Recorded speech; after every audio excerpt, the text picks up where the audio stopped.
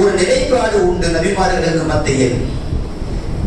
அவர்கள் வாழுகிற காலத்தில் எந்த நபிக்கும் உயிர் பிரச்சனை வந்தால் இனிமேல் அந்த ஊரிலே அவர்கள் இஸ்லாத்தின்படி வாழ முடியாது என்கிற ஒரு நெருக்கடி வந்தால், இவர் கடவுள் என்று ஒரு கூட்டம் பேசுகிறது, ஒரு கூட்டம் கடவுள் இல்லை என்று பேசுகிறது. ரெண்டுக்கும் நடுவில் குர்ஆன் உண்மையை உள்ளபடி உலகத்திற்கு சொல்வதற்காக தாயை பற்றி ஒரு அத்தியாயம், தாயின் வம்சத்தை பற்றி ஒரு அத்தியாயம். ஈசாவை கொல்லுவதற்காக வேண்டி முடிவெடுத்து சில கை காசுகளை பேசி நிறைய பணத்தை பகரமாக பெற்று சபைகளிலே இருக்கிற ஈசாவுடைய சீடர்களை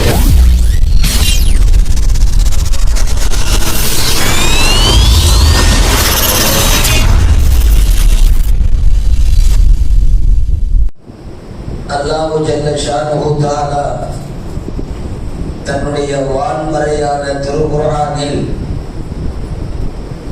அல்லாஹுவை கொண்டு ஈமான் கொள்ளுதல் என்று சொல்லுகிற அதே நேரத்தில் என்னால் அனுப்பி வைக்கப்பட்ட ரசூல்மார்களை கொண்டும் நீங்கள் ஈமான் கொள்ள வேண்டும் என்று குர்ஆன் சொல்லுகிறது. லா நுஃபர்ரிகு பைன அஹதின் மிர் ருஸ்லி, என்னால் அனுப்பி வைக்கப்பட்ட எல்லா நபிமார்களையும் நீங்கள் யாரையும் வேறுபடுத்தி பார்க்க கூடாது, எல்லோரையும் ஒரே மாதிரியாக ஈமான் கொள்ள வேண்டும் என்று அல்லாஹ் சொல்லுகிறார். இந்த நபியை நான் ஏற்றுக்கொள்வேன், இந்த நபியை நான் ஏற்றுக்கொள்ள மாட்டேன் என்கிற கருத்து வேறுபாடுகளை எல்லாம் தாண்டி ரசூல்மார்கள் யாரெல்லாம் இஸ்லாத்தில் குர்ஆனில் ரசூல் என்று வருகிறதோ அவர்களை எல்லாம் நான் ஈமான் கொண்டேன் என்று சொல்வதுதான் இந்த மார்க்கத்தில் ஈமானிய பரிபூரணம். அன்பானவர்களே, திருக்குர்ஆனில் லட்சத்திற்கும் மேற்பட்ட நபிமார்கள் வந்தார்கள், 313 வேதம் கொடுக்கப்பட்ட ரசூல்மார்கள் வந்தார்கள். அதில் ஒருவர் தான் ஹஜ்ரத் ஈசா அலைஹிஸ்ஸலாத்து வஸ்ஸலாம்.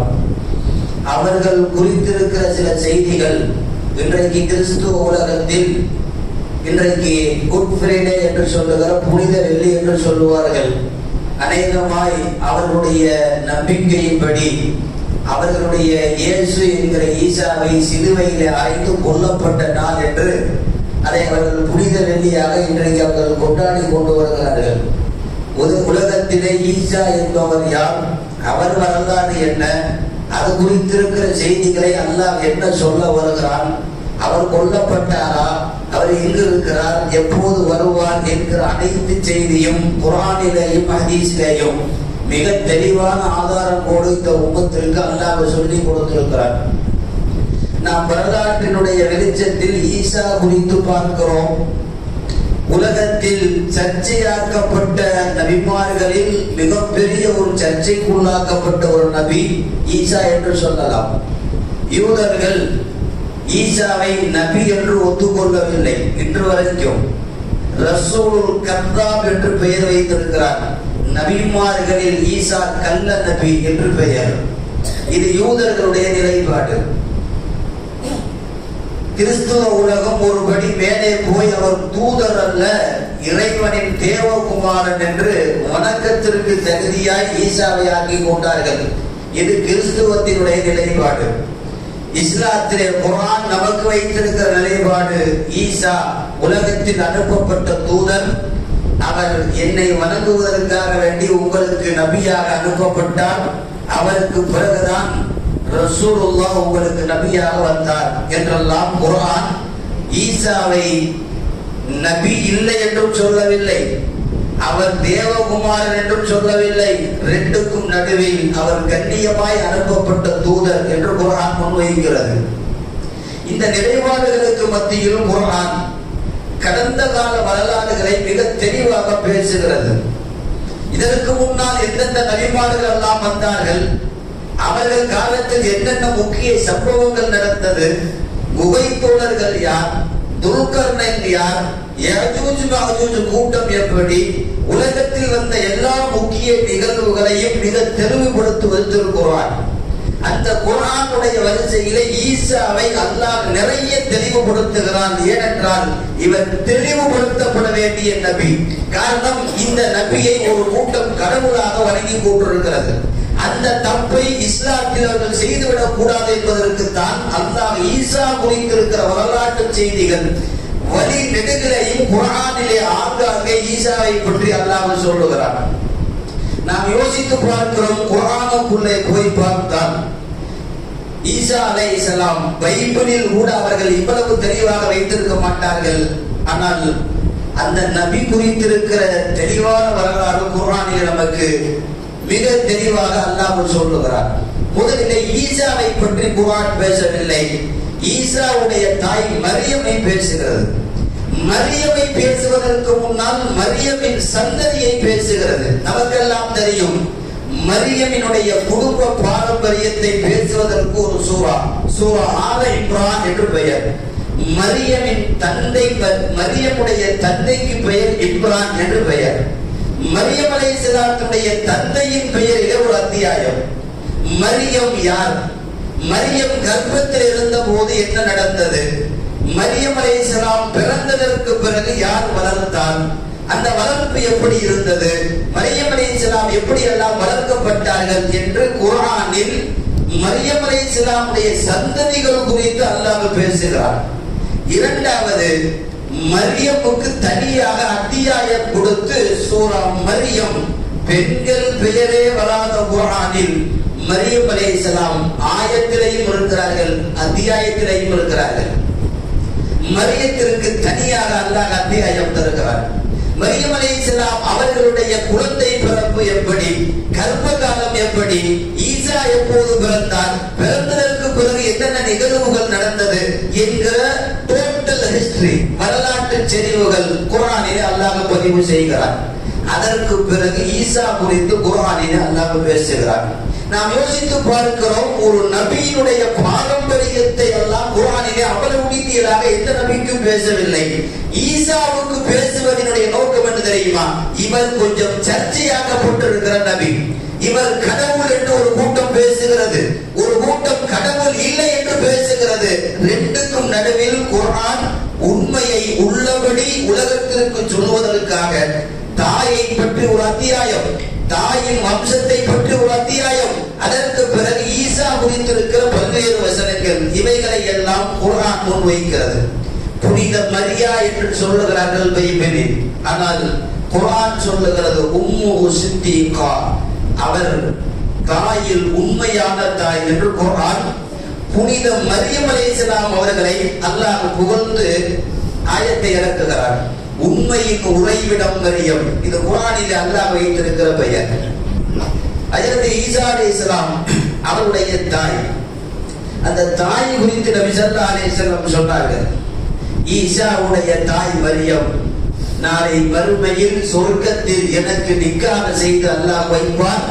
மரியம் அலைஹிஸ்ஸலாம் நாளை சொர்க்கத்தில் என் கைப்பிடித்து நிக்காஹ் செய்து கொடுப்பான் என்றெல்லாம் மரியம் அலைஹிஸ்ஸலாத்து வஸலாமுடைய மறுமை வாழ்க்கை வரை குர்ஆனில் ஹதீஸ்களிலே பேசப்பட்டிருக்கிறது. நபி ஸல்லல்லாஹு அலைஹி வஸல்லம் சொன்னார்கள், கபுல மின ரிஜாலி கஸீருன் வலம் யக்முலு மின நிசாஇ இல்லா மரியம் இம்ரான். உலகத்திலே ஆண்களிலே பரிபூர்ணம் பெற்றவர்கள் நிறைய பேர் உண்டு. கல்வியில், அவருடைய அறிவாற்றலில், அல்லாஹ்வை வணங்கக்கூடிய வழிபாடுகளில், இவர்களெல்லாம் ஆண்களில் நிறைய பேர் பரிபூர்ணம் பெற்றிருக்கிறார்கள். ஆனால் பெண்களில் அப்படி யாரும் பரிபூர்ணம் பெறவில்லை. ஆனால் உலக பெண்களிலேயே பரிபூர்ணம் பெற்ற ஒரு பெண் மரியம் அலைஹிஸ்ஸலாம் என்று ஹஜ்ரத் மரியம் அலைஹிஸ்ஸலாம் அவர்களுடைய சிறப்புகள் குறித்து நபி ஸல்லல்லாஹு அலைஹி வஸல்லம் பேசியிருக்கிறார்கள். அன்பானவர்களே, இந்த மரியம் அலைஹிஸ்ஸலாம் குறித்து எல்லா தகவலும் குர்ஆனிலே சொல்லப்பட்டதற்கு பிறகு ஈசா அலைஹிஸ்ஸலாத்தை பற்றி அல்லாஹ் குர்ஆனிலே பேசுகிறார். நாம் எல்லாம் தெரிந்து வைத்திருப்போம், ஈசாவுக்கு 2 பெயர். ஒன்று, குர்ஆன் அவருக்கு மசீஹ் என்று பெயர் வைத்திருக்கிறது. மசீஹ் இப்னு மரியம், மரியமின் மகன் மசீஹ். குர்ஆனிலே 2வது பெயர் ஈசா, ஈசா இப்னு மரியம். ரெண்டுமே குர்ஆனிலே அல்லாஹ் வைத்திருக்கிற பெயர், பட்ட பெயர் அல்ல, சொந்த பெயர். மசீஹ் என்று ஒரு பெயர், ஈசா என்று பெயர். மசீஹ் என்று சொன்னால் அரபியிலே தடவுதல் என்று அதற்கு அர்த்தம். மசகு செய்தல் என்று சொல்லுவோம் இல்லையா, தலையை வலித்தல் தடவுதல் என்பதற்கு மசகு செய்தல். இந்த வார்த்தை தான் ஈசாவுக்கு மசீஹ் என்று பெயர். அவர் கை வைத்து தடவினால் பிறவி குருடெல்லாம் சரியாகி விடுவார். அவர் கை வைத்து தடவினால் பெரும் நோயெல்லாம் குஷ்டரோகம் எல்லாம் சரியாகிவிடும். அவர் கை தொட்டு விட்டால் இறந்தவன் கூட இறந்து நின்று விடுவான். இப்படி பல்வேறு நோய்களின் மூலம் ஷிஃபாவை ஈசாவுடைய கையை கொண்டு அல்லாஹ் தந்ததால் அவருக்கு பெயர் மசீஹ் என்று குர்ஆனிலே அல்லாஹ் வைத்தார். இரண்டாவது, நாம் தெரிந்து வைத்திருப்பதை போல ஈசா, இது இந்த ரெண்டு பெயருமே அந்த நபிக்கு அல்லாஹ் வைத்திருக்கிற பெயர். அன்பானவர்களே, ஈசா அலைஹிஸ்ஸலாம் அவர்களுடைய பற்றி பேசுவதற்கு காரணம், பொதுவாக ஏதோ ஒரு கிறிஸ்துவ உலகம் அவர்கள் புனித வெள்ளி என்று கொண்டாடுகிறார்கள், கொண்டாடிவிட்டு போகட்டும் என்று நாம் போய்விடக் கூடாது. ஈசா இந்த உம்மத்தில் ஒரு நபி, அவரை நாம் ஈமான் கொண்டிருக்கிறோம். அவர் குறித்திருக்கிற உண்மையான நிலைப்பாடு நமக்கு தெரிய வேண்டும், நம்முடைய சந்ததிகளுக்கு தெரிய வேண்டும். ஈசாவை பொறுத்தவரை ரசூல் ஸல்லல்லாஹு அலைஹி வஸல்லம் வருகைக்கு முன்னால் வந்த நபி ஹஜ்ரத் ஈசா. ஹதீஸிலே வருகிறது, ஈசாவுக்கும் எனக்கும் இடையிலே எந்த நபியும் இல்லை.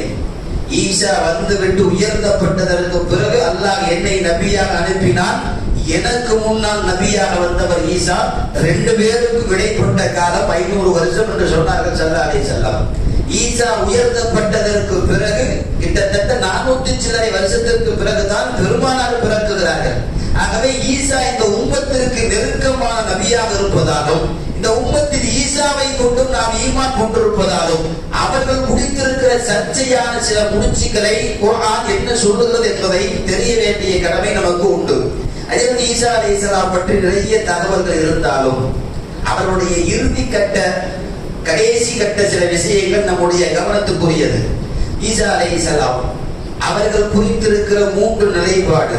யூதன் சொல்லுகிறான், ஈசாவை நாங்கள் கொலை செய்தோம். இன்று வரை அவர்களுடைய தோரா என்கிற பைபிளில் எழுதிய வைத்திருக்கிறார்கள், ஈசாவை நாங்கள் தான் கொன்றோம். இது யூதர்களுடைய குரல். அதற்கடுத்து கிறிஸ்து உலகம் என்ன சொல்லுகிறது?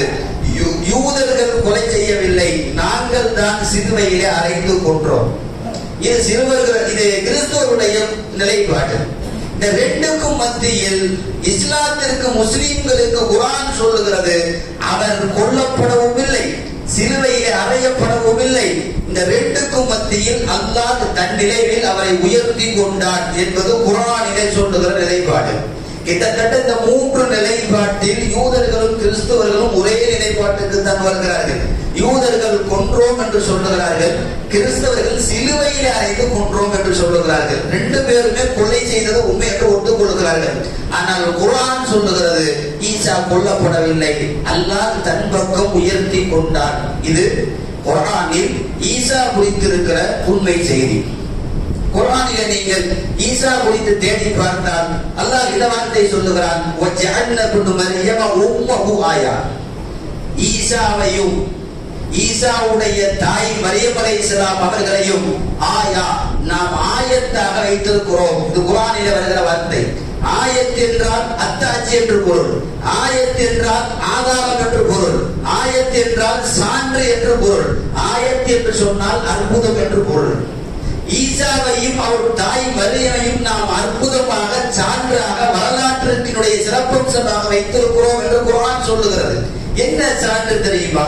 ஈசா பிறக்கிற போது அற்புதம், தந்தை இல்லாமல் பிறந்தார். தந்தை இல்லாமல் பிறக்கிற ஈசாவின் துவக்கம் அற்புதம், ஆயத்து. இரண்டாவது, ஈசா மௌத்தாகவில்லை, உயர்த்தப்படுகிறார். அவருடைய முடிவும் அங்கே அற்புதமாகிறது.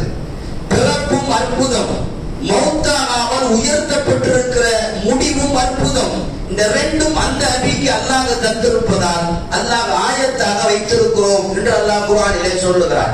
ஈசாவை யாரும் கொல்லவும் இல்லை, சிலுவையிலே அறையவும் இல்லை.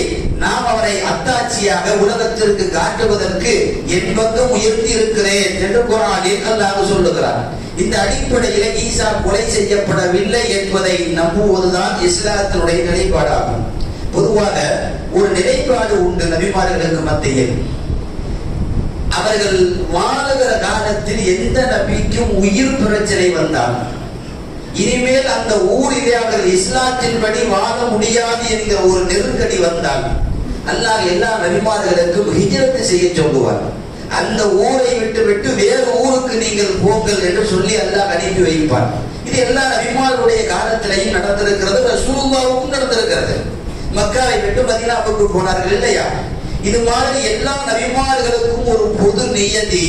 நெருக்கடி வருகிற போது, நபிமார்களுடைய உயிருக்கு ஆபத்து வருகிற போது ஹிஜ்ரத் செய்வார்கள். ஒரு ஊரை விட்டு இன்னொரு ஊருக்கு போவார்கள்.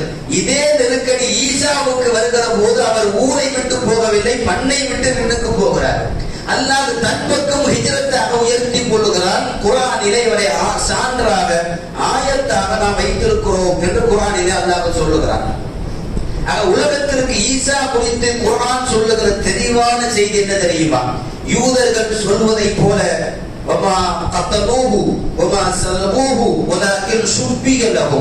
அவர் கொல்லப்படவும் இல்லை, சிலுவையிலே அறையப்படவும் இல்லை. இருந்தாலும் ஈசாவை போல வேறொருவருக்கு ஒரு தோற்றம் கொடுக்கப்பட்டது. ஈசா உயர்த்தப்பட்டார்.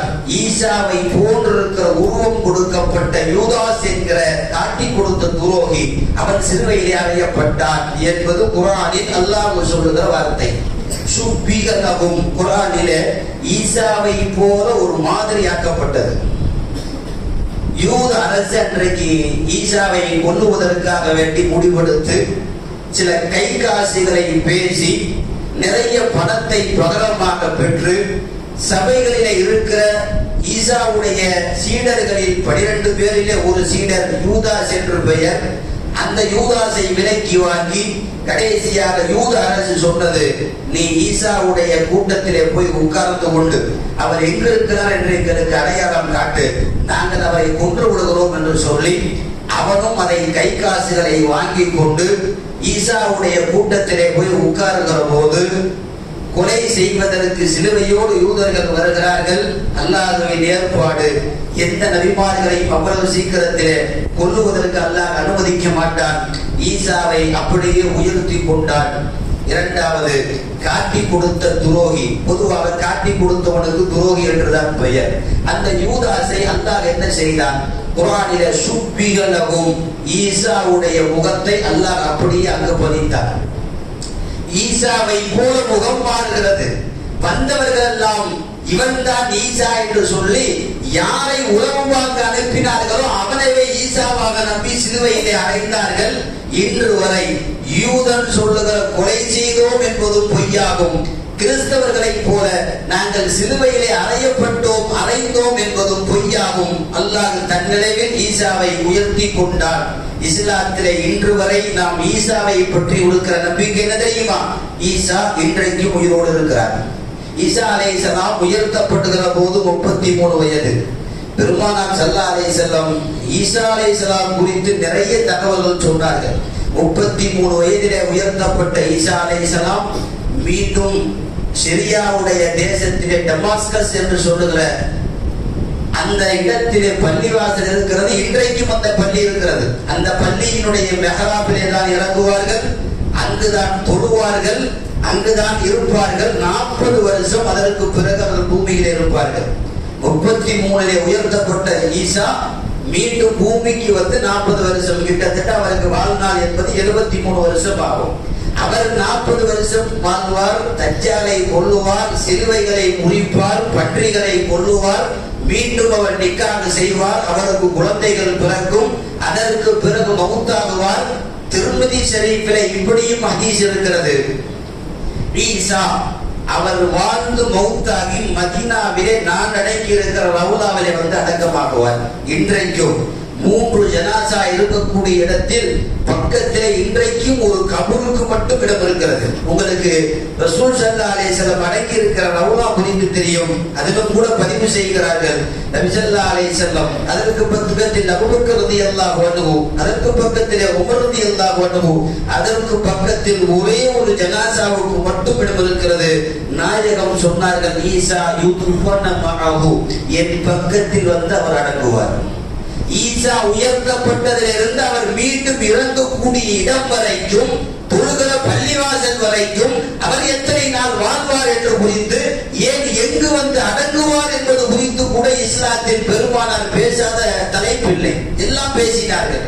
ஏனென்றால் காலப்போக்கில் ஈசாவை ஒரு முஸ்லிம் கடவுளாக ஏற்றுக்கொள்ளக்கூடாது, அவர் தூதராக நம்பப்பட வேண்டும். அவர் கடவுளாக எந்த காலத்திலையும் ஒரு முஸ்லிம் நம்பிக்கை மாறி போகக்கூடாது என்பதற்குத்தான் நபிமார்களிலேயே ஈசாவை குறித்து நிறைய பேசினார்கள் ஸல்லல்லாஹு அலைஹி வஸல்லம். அன்பானவர்களே, அவர்கள் உயர்த்தப்படுகிறார். 33 வயசில உயர்த்தப்பட்ட போது 2 செய்தி நடந்தது, 2 விஷயம். இந்த உயர்த்தப்படுகிற போது கிறிஸ்துவ உலகம் ஈசாவை வேறு மாதிரி சித்தரித்தது. இஸ்லாத்தின் நிலைப்பாடு மீண்டும் இறங்குவார், உயிரோடு இருக்கிறார், அவர் மீண்டும் இறங்கியதற்கு பிறகு பூமியில வாழ்ந்து பூமியில் தான் மௌத்தாகி அடங்குவார். இது இஸ்லாத்தின் நிலைப்பாடு. கிறிஸ்துவ உலகம் அவர் இறந்து போய்விட்டார், இறந்ததற்கு பிறகு 3 நாள் கழித்து அவர் ஞாயிற்றுக்கிழமை கண் விழித்து எழுந்தார். அதாவது இன்றைக்கு குட் ஃப்ரைடே என்று சொல்லுகிறோம் இல்லையா, சொல்லுகிறார்கள் இல்லையா, நமக்கு எல்லா ஃப்ரைடேயுமே குட் ஃப்ரைடே தான், வாரம் நமக்கு பெருநாள் தான். அவனுக்கு வருஷத்துல 1 நாள் மட்டும் பெருநாள். என்னன்னா அதுல ஈசா அலைஹிஸ்ஸலாம் தன்னுடைய கடவுளின் குமாரர் சிலுவையிலே அறையப்பட்ட நாளாம். அவர்களுடைய மத வழிபாட்டை நாம் உட்படுத்துவதற்கல்ல, ஆனால் அவர்கள் தவறான கொள்கையில இருக்கிறார்கள் என்பதை குர்ஆன் சுட்டி காட்டுகிறது. அவர்கள் இறந்த நாளை புனித வெள்ளி என்றும், அவர் வெள்ளிக்கிழமை சிலுவையில அறுந்து கபூர்ல போட்டு புதைச்சிட்டான். கபூர்ல படுத்திருக்கிறாரு, சனிக்கிழமை ஃபுல்லா கபூர், ஞாயிற்றுக்கிழமை காலையில எந்திரிக்கிறாரு. அதுக்கு பேர் ஈஸ்டர் சண்டே, உயிர் திறந்த நாள். இந்த 3 நாள் கழித்து அவர் எழுந்தார். இதெல்லாம் இன்றைக்கு வரைக்கும் அவர்கள் கொண்டாடி கொண்டிருக்கிறார்கள். இது அவர்களுடைய நிலைப்பாடு. குர்ஆனுடைய பார்வை ஈசா கொல்லப்படவும் இல்லை, உயிர்த்து எழவும் இல்லை, அவர் உயர்த்தப்பட்டிருக்கிறார். உயர்த்தப்பட்ட போது 2 விஷயம் நடந்தது. ஈசா அலைஹிஸ்ஸலாம் உயர்த்தப்படுகிற போது, வான்நோக்கி உயர்த்தப்படுகிற போது ஈசா அலைஹிஸ்ஸலாம் அவர்கள் மீது காலம் நிறுத்தப்பட்டது, நிறுத்தப்பட்டது, காலம் ஓடவில்லை. பொதுவாக 33 வயதிலே உயர்த்தப்பட்ட ஈசா இன்று வரை 33. ஏன், நாளை சிரியா டமாஸ்கஸிலே இறங்குகிற போதும் அதே 33. அவர் இறங்கியதற்கு பிறகுதான் அவர் மீது காலம் சுற்றும், எல்லாம் நிறுத்தி வைத்திருக்கிறார். பொதுவாக அது எப்படி காலம் நிறுத்தப்படும்? பெருமானார் சொல்லுகிறார்கள், காலத்திற்கு அப்பாற்பட்டது வானத்தின் வாழ்க்கை. வானத்தின் பக்கம் யார் போனாலும் காலம் ஓடாது. ஆதம் அலைஹிஸ்ஸலாம் படைத்து சொர்க்கத்திலே வைக்கப்பட்டார்கள், அங்கு சொர்க்கத்திலே இருந்தார்கள், காலம் ஓடவில்லை. எப்போது பூமிக்கு இறக்கப்படுகிறார்களோ அப்போது இருந்ததால் 1000 வருஷம் என்கிற ஆயுள் அவர்களுக்கு கொடுக்கப்படுகிறது. அதுவரை அவர்களுக்கு ஆயுளாக கணிக்கப்படவில்லை. மலக்குமார்கள் காலங்காலமாக வானத்திலே அவர்கள் தொழுகிறார்கள், திக்ரு செய்கிறார்கள். எந்த மலக்கிற்கும் வயது ஓடாது, எந்த மலக்கிற்கும் கிழக்கு தட்டாது, எந்த மலக்கும் இடையிலே மௌத்து வராது, கடைசி வரை இருப்பார்கள். வானத்தின் வாழ்க்கை அப்படி. நமக்கெல்லாம் தெரியும், சொர்க்கவாதிகளுக்கு வயசு ஓடாது, அதே 33 தான். சொர்க்கவாதிகள் எல்லோருக்கும் காலத்தின் மீது ஸ்டாப். நான் என்ன சொல்ல வருகிறேன், இந்த உலகத்திற்கு மட்டும் தான் டைம் டேபிள் ஓடிக்கொண்டிருக்கும், ஆனால் வானத்தின் வாழ்க்கைக்கு அல்லாஹ் காலத்தை நிறுத்துவார். ஹஜ்ரத் ஈசா அலைஹிஸ்ஸலாம் உயர்த்தப்பட்ட போது அவர்களுக்கு காலம் நிறுத்தப்பட்டது. முடி வளராமல், நிறம் வளராமல், அசுத்தமாகாமல், பலம் ஜலம் வராமல், அத்தனைக்கும் மீறி ஈசா இன்று வரை 2வது வானத்தில் இருக்கிறார். நபி ஸல்லல்லாஹு அலைஹி வஸல்லம் பார்த்து விட்டு வந்தார்கள். 2வது செய்தி நடந்தது. ஈசா உயர்த்தப்பட்ட போது எப்படி அல்லாஹ் காலத்தை நிறுத்தினானோ அதே போல அவர்களுக்கு கொடுக்கப்பட்ட நுபுவத்தும் நிறுத்தப்பட்டது. ஈசா இன்றைக்கு அவர் நபி அல்ல, ஈசா ஈசாவாக இருக்கிறார். எப்போது வானத்தின் பக்கம் உயர்த்தப்பட்டார்களோ அப்போது நபி பட்டமும் சேர்த்து முடிக்கப்பட்டது. அவர் நபியாக இல்லை, ஈசாவாக இருக்கிறார். நமக்கெல்லாம் ஹதீஸிலே தெரியும், பெருமானார் ஸல்லல்லாஹு அலைஹி வஸல்லம் சொல்வார்கள், எனக்கு பின்னால் இறுதி நாளில் ஈசா இறக்கப்படுவார். இறங்குகிற போது அவர் நபியாக வரமாட்டார், என் உம்மத்தில் உங்களை போல ஒரு உறுப்பினராகத்தான் வருவார். ஈசா நபி என்றோ, நான் ஒரு காலத்தில் வேதம் கொடுக்கப்பட்ட நபி என்றோ, என்னை நீங்கள் பின்பற்ற வேண்டும் என்றோ அப்படியெல்லாம் சொல்ல மாட்டார். அவர் உங்கள் உம்மத்தில், என்னுடைய உம்மத்தில் ஒருவராகத்தான் வருவார். அவர் உயர்த்தப்படுகிற போதே நுபுவத்தையும் அல்லாஹ் முடித்து விட்டான் என்று நபி ஸல்லல்லாஹு அலைஹி வஸல்லம் சொல்வார்கள். இதற்கு அடையாளம் ஹதீஸிலேயே வருகிறது. சிரியாவிலே டமாஸ்கஸிலே ஈசா அலைஹிஸ்ஸலாம் இறங்குகிற போது அந்த பள்ளியிலே அசர் தொழுவார்கள். அசர் தொழுவார்கள், ஒரு இமாமுக்கு பின்னால் நின்று தொழுவார்கள். நன்றாக தெரிந்து கொள்ள வேண்டும், எந்த நபியும் ஒரு மனிதனுக்கு பின்னால் என்று தொழ மாட்டார்கள், தொழுகத்தான் வைப்பார்கள். நபிமார்களுக்கு அல்லாஹ் கொடுத்திருக்கிற அந்தஸ்து அது. எந்த ஒரு சாதாரண ஆளுக்கு பின்னாலும் நபிமார்கள் தொழ மாட்டார்கள், அவர்கள் இமாமாகத்தான் இருப்பார்கள். ஆனால் ஈசா வருகிற போது ஒரு இமாமுக்கு பின்னால் என்று தொழுவார் என்று சொன்னார். அவர் நபியாக வரமாட்டார், இந்த உம்மத்தில் ஒருவராக வருவார் என்பதும் இந்த ஹதீஸினுடைய அறிவிப்பில் வருகிறது. அந்த அடிப்படையில நம்முடைய நம்பிக்கை என்பது ஈசா ஒரு ரசூல், அவர் இறங்குகிற போது இந்த உம்மத்தில் ஒரு நபர். ஆனால் கிறிஸ்துவ உலகம் அவர்களை வேறு மாதிரி காட்டி அது கடவுளின் குமாரர் என்று, ஏனென்றால் அவருடைய அற்புதங்கள் அப்படி. பிறந்த போது தகப்பனார் இல்லாமல் பிறந்தார், பிறந்த போது பிறந்த குழந்தை தொட்டிலே பேசுகிறது, பேசுகிற அற்புதம், கை வைத்தால் எல்லாம் சுகம் கிடைத்து விடுகிறது, இறந்தவன் எல்லாம் இருந்து உட்கார்ந்து கொள்கிறான், பிறவி குருடன் பார்க்கிறான், குஷ்டரோகம் சரியாகிறது, எந்த நோயாக இருந்தாலும் கைப்பட்டாலே சிவாவாகிறது. பார்த்தான், என்ன சொன்னான்? கடவுளின் பிள்ளை என்று அழைத்து விட்டான். தாய் மரியம் கடவுளுக்கு மனைவி என்று சேர்த்து விட்டான். இன்றைக்கு வரைக்கும் கிறிஸ்துவத்தில் திரித்துவ கொள்கை, பிதா சுதன் பரிசுத்த ஆவி என்கிற 3 கொள்கை கடவுள் கொள்கை. ஆனால் நாம் ஈசாவை ஒரு தூதராக பார்க்கிறோம். அன்பானவர்களே, சூரா மாயிதா ரொம்ப முக்கியமான செய்தி. கிறிஸ்துவ உலகம் இதை மட்டும் தெரிந்து கொண்டால் போதும், அவர்களுடைய கொள்கையை விட்டு விடுவார்கள். சூரா மாயிதாவிலே கடைசி ஒரு 5-6 வசனங்கள் இது குறித்து மாத்திரம் அல்லாஹ் பேசுகிறார். நாளை மறுமைக்கு ஒவ்வொரு நபிமார்களையும் விசாரணைக்கு கொண்டு வருகிற போது ஈசாவையும் அல்லாஹ் அழைப்பார். ஈசா அலைஹிஸ்ஸலாம் வருவார்கள். அல்லாஹ் ஈசாவை பார்த்து கேட்பார், அன்த குல்த லின்னாஸி தஅதுனி வ உம்மி இலாஹைனி மின் தூனில்லாஹ். என்ன ஈசா, நீ இப்படி மக்களுக்கு மத்தியில் சொன்னாயா, என்னையும் என்னுடைய தாயையும் மரியமையும் வணங்க வேண்டும் என்று நீ மக்களுக்கு மத்தியிலே பரப்புரை செய்தாயா என்று அல்லாஹ் கேட்பார்.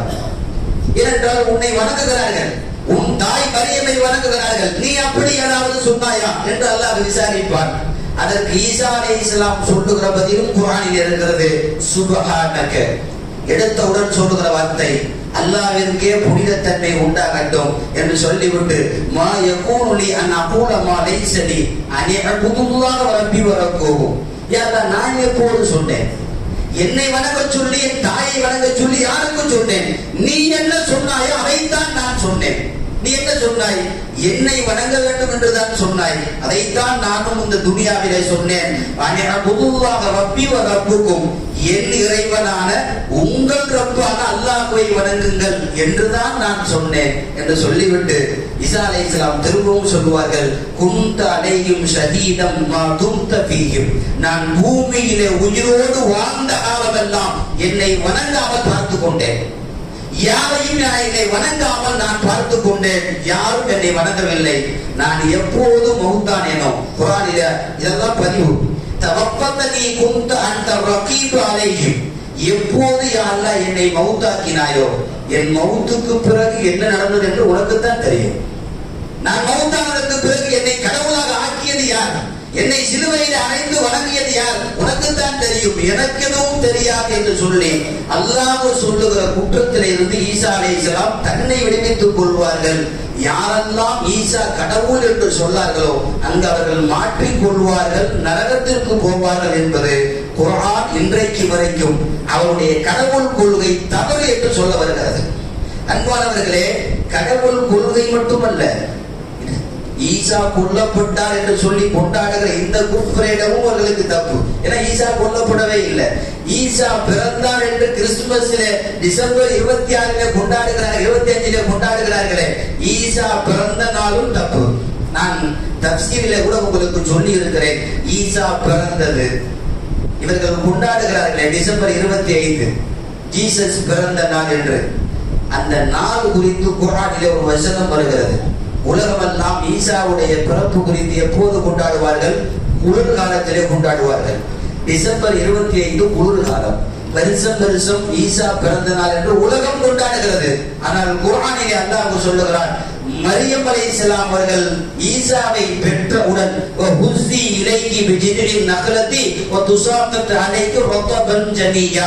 அல்லாஹ் இந்த வார்த்தையை சொல்லுகிறான், மரியமே, உனக்கு ஈசா பிறந்திருக்கிறார், நீ எழுந்து பேரித்த மரத்துடைய மரம் இருக்கிறது, அதை பிடித்து உலுக்கு, உலுக்கினால் கனிகள் விழுகும், அதை சாப்பிடு. இந்த வசனம் எப்போது வருகிறது தெரியுமா? ஈசா பிறந்த அன்றைக்கு வருகிறது. குர்ஆனுடைய பல்வேறு தப்சீர்களில் எழுதுகிறார்கள், ஒரு பேரித்த மரத்தை இப்படி தொட்டு உலுக்கினால், அதுவும் இரத்தமெல்லாம் போய் பிரசவத்தினுடைய வலியை சுமந்திருக்கிற ஒரு மரியம், எவ்வளவு சக்தி அந்த பெண்ணிடம் விட போகிறது. அந்த பெண் அந்த மரத்தை இப்படி தட்டினாலே பேரித்த மரம் விழுகும் என்று அல்லாஹ் குர்ஆனிலே சொல்லுகிறார். எழுதுகிறார்கள், இப்படி தொட்டால் பேரித்த மரம் விழுகும் என்று சொன்னால் அது வெயில் காலம் தான். வெயில் காலத்தில் தான் பேரித்த மரம் பழுக்கும், பழமாக ஆகும். வெயில் காலத்தில் தான் அந்த மரம் பழுக்கும். இங்கே கவனத்தில் வைக்க வேண்டும், ஈசா பிறந்தது குளிர்காலம் அல்ல, கோடை காலம். வெயில் காலத்தில் தான் பிறந்திருக்கிறார். இது குர்ஆனிலே ஈசாவுடைய பிறப்பை எல்லாம் முன்வைக்கிறார். நான் என்ன சொல்ல வருகிறேன், ஈசாவுடைய பிறப்பில் இருந்து துவங்கி இறப்பு வரை, கடவுள் கொள்கை வரை கிறிஸ்துவ சமுதாயம் தவறான வழிபாட்டிலேயே போய் கொண்டிருக்கிறது. இறுதியாய் உங்களுக்கு ஒன்று சொல்லி முடிக்கலாம். கிறிஸ்துவர்களுக்கு அல்லாஹ் ஒவ்வொரு கூட்டத்திற்கும் ஒவ்வொரு பெயர் வைத்திருக்கிறார். கிறிஸ்துவர்களுக்கு பெயர் தாலீன் என்று பெயர். நாம் அதுவும் சூறாவிலே கைரில் மக்தூபி அலைஹிம் வலத்தாலீன் என்று ஓதுவோம். யூதர்களுக்கு அல்லாஹ்வின் கோபத்தை உடைய கூட்டம் என்று பெயர். மக்தூபி, யூதர்கள் கோபத்தை, அல்லாஹ்வுடைய கோபத்தை வாங்கி கொண்டவர்கள். கிறிஸ்துவர்கள் வழி கேட்டர்கள். ரசூலுல்லாஹ்வாக அனுப்பப்பட்ட ஈசாவை கடவுளாக மாற்றிய வழிகேடர்கள். உருவ வழிபாடு கூடாது என்று சொன்ன ரசூலுல்லாஹ்வை உருவ வழிபாட்டிற்கு கொண்டு வந்தவர்கள். வணங்க வேண்டும் அல்லாஹ்வை என்று சொன்னவனை அல்லாஹ்வாக ஆக்கிய வாலிம்கள். அல்லாஹ் குர்ஆனிலே சூரா ஃபாத்தியாவிலே இதையெல்லாம் சொல்லி கொண்டு வந்து, இஹ்தினஸ் ஸிராத்தல் முஸ்தகீம், நீங்கள் அல்லாஹ்விடத்திலே நேர்வழியை கேளுங்கள், கோபத்துக்குரிய யூதர்களின் வழியும் வேண்டாம், கைரில் மக்தூபி அலைஹிம் வலத்தாலீன், இன்னும் வழிகேடராக இருக்கிற கிறிஸ்தவர்களுடைய வழிபாடும் உங்களுக்கு வேண்டாம். ரெண்டுக்கும் தாண்டி நீங்கள் நேரான பாதையை அல்லாஹ்விடத்திலே கேளுங்கள் என்கிற இந்த வார்த்தை தான் சூரா ஃபாத்தியாவிலே ஒவ்வொரு தொழுகையிலையும் நாம் ஓதுகிறோம். அன்பானவர்களே, இன்றைக்கு வரைக்கும் கிறிஸ்துவ உலகம் கையில வைத்திருக்கிற போட்டோ நமக்கெல்லாம் தெரியும்.